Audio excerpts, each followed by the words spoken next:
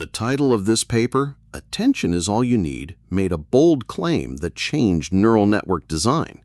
It suggested a radical simplification for sequence processing tasks. It's a powerful statement. We've talked about transformers before in hashtag TCM123001, hashtag TCM153002, and hashtag TCM183004. But this title really captures the essence of the shift. Before transformers, the dominant sequence transduction models relied heavily on recurrent or convolutional networks. These architectures had served us well for a long time. So LSTMs for sequence modeling, CNNs for images. That's the landscape this paper entered into. The paper proposed a new simple network architecture, the transformer, that was based solely on attention mechanisms, dispensing with recurrence and convolutions entirely. Dispensing with them entirely? That feels like throwing out the established tools. Why would you do that when they were so effective? The key motivation was efficiency. Transformers promised models that were more parallelizable and requiring significantly less time to train compared to their predecessors. Parallelization means you can train them faster on modern hardware, right? RNNs had that sequential dependency that made them slow. Still, dispensing with recurrence and convolutions entirely is a huge claim. How can a model understand context in a sequence without processing it step by step like an RNN? That's exactly the question self-attention answers. It's a mechanism that allows the model to weigh the importance of different parts of the input sequence simultaneously. The results spoke for themselves. Experiments showed these attention-only models to be superior in quality, improving over the existing best results on machine translation tasks. So not just faster, but better too. That's a strong argument for a new architecture. For English to French translation, their model established a new, single-model, state-of-the-art BLEU score of 41.8, which was highly significant at the time. To put that in perspective, this was a 2-point improvement over the previous best, which is a substantial leap in machine translation quality and often considered a significant breakthrough. This confirms that the speed-up didn't come at the cost of accuracy. The transformer was a breakthrough. The paper also noted the transformer generalizes well to other tasks by applying it successfully to English constituency parsing, hinting at its broad applicability. This generalizability is what we saw leveraged in BERT, which we discussed in hashtag TCM153002. But the core mechanism, attention, is what powers that. The success of the transformer begged the question, if attention is all you need for language, what about other data types? Could this attention-only philosophy extend further? Right. What exactly is this attention mechanism, and how does it replace the traditional building blocks of neural networks?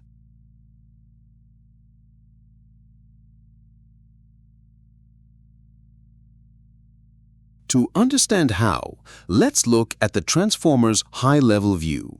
It's largely composed of an encoding component, a decoding component, and connections between them. Like a traditional encoder-decoder architecture common in machine translation, input goes in, output comes out. However, unlike traditional RNN-based encoder-decoders, the transformer's encoding happens in parallel, not strictly sequentially, which is a major difference for speed and context capture. Each encoding component isn't just one module, but typically a stack of encoders. The paper used 6, but the number is a hyperparameter.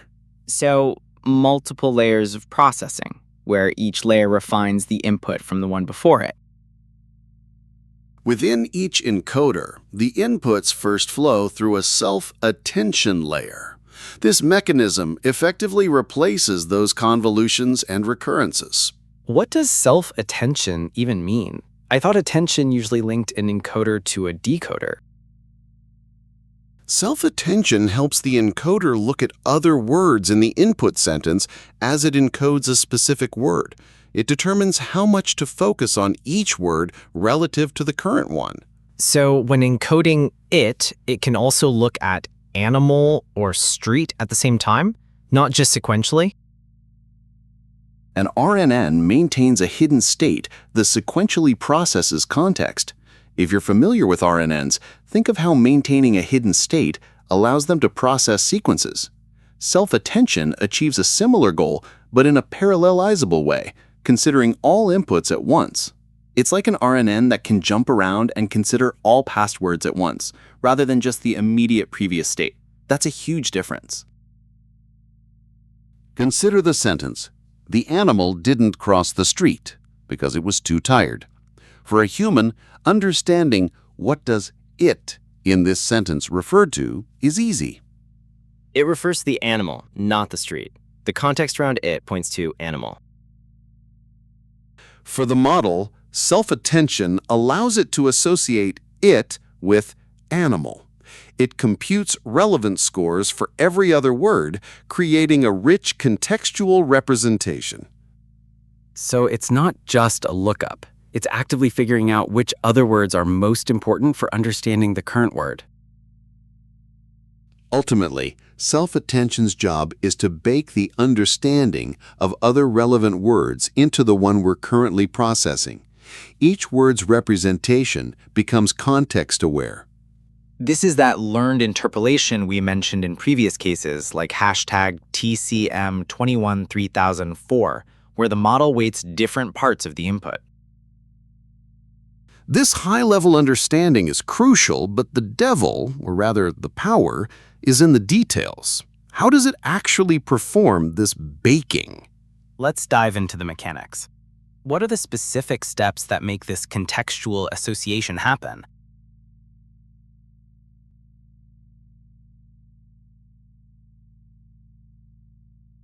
The first step in self-attention is to create 3 vectors from each of the encoder's input vectors.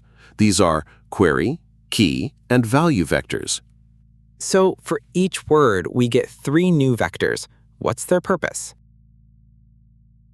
These Q, K, V vectors are generated by multiplying the embedding by 3 matrices that we trained during the training process. These are learnable linear transformations. The model learns how to project the word's meaning into a query space, a key space, and a value space. That's clever. Think of the query vector as what you're looking for, the key vector as what other words can offer, and the value vector as the actual information to be retrieved. But remember, this isn't a discrete lookup. It's a continuous, weighted blending based on similarity.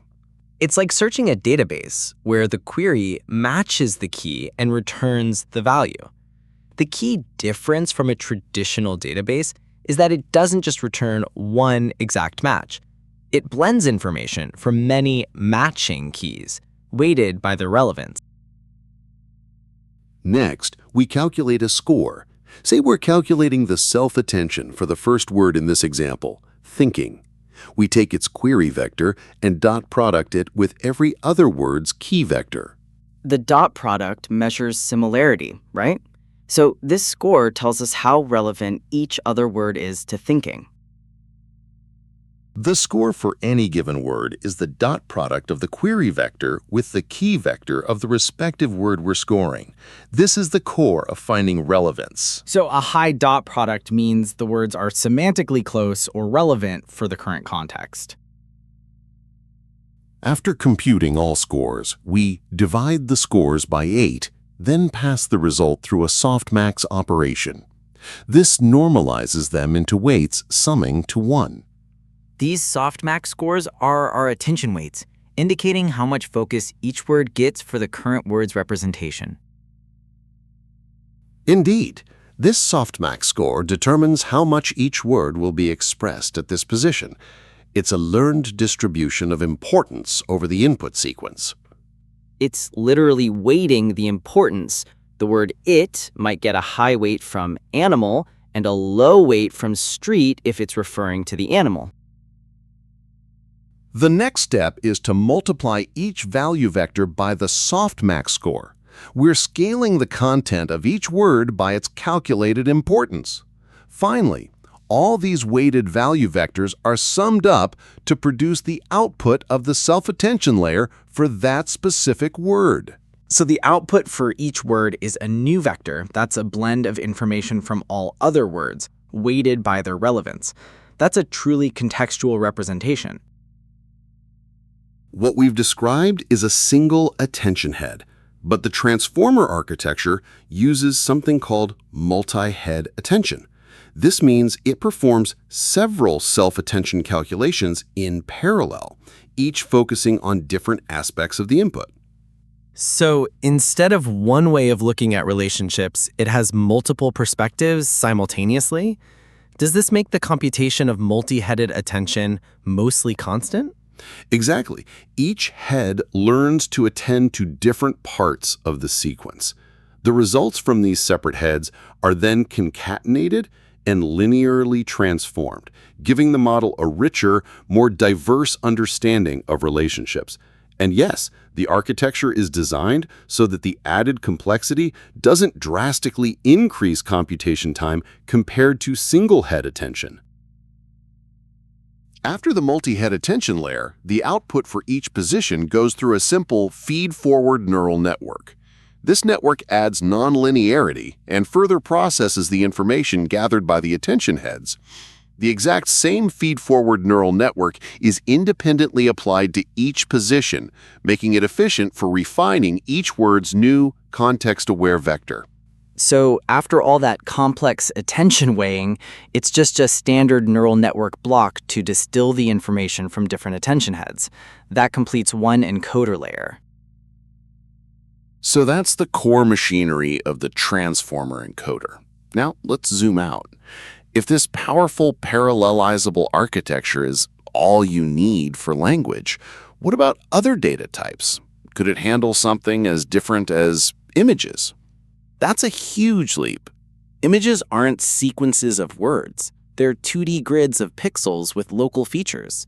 How could something designed for text possibly process visual information without convolutions?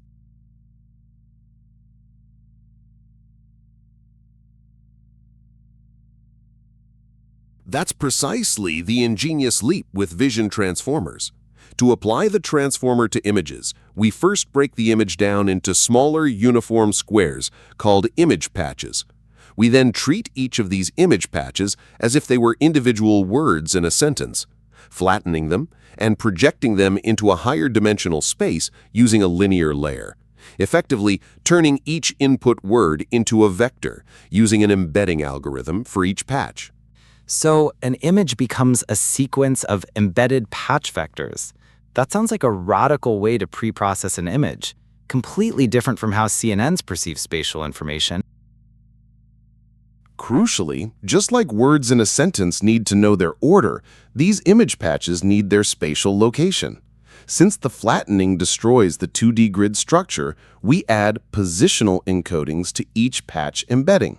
This ensures that the model knows where each input word into a vector, or patch, came from in the visual sentence. I see. So positional encodings are even more important here to re-inject the 2D spatial context that was lost by flattening. They tell the model this patch was from the top left, this one from the bottom right. With these embedded and positionally encoded patches, the vision transformer then passes them through a stack of encoders, identical to those used in the original transformer for NLP. So it's just the encoder part, no decoder for images if you're doing, say, image classification? Precisely. For tasks like classification, we typically add an extra learnable classification token to the sequence of patch embeddings. The output of the transformer's encoding component corresponding to this token is then fed into a simple multi-layer perceptron, MLP head, for prediction, making the decoding component unnecessary for this kind of task. This seems almost too simple. Aren't CNNs designed to capture local features like edges and textures, which are crucial for images? Does ignoring that local structure, dispensing with recurrence and convolutions entirely, hurt? That's a key point of discussion. CNNs have built-in inductive biases for locality and translation equivariance. Transformers, by dispensing with recurrence and convolutions entirely, lack these. This initially led to skepticism about their ability to handle visual data effectively.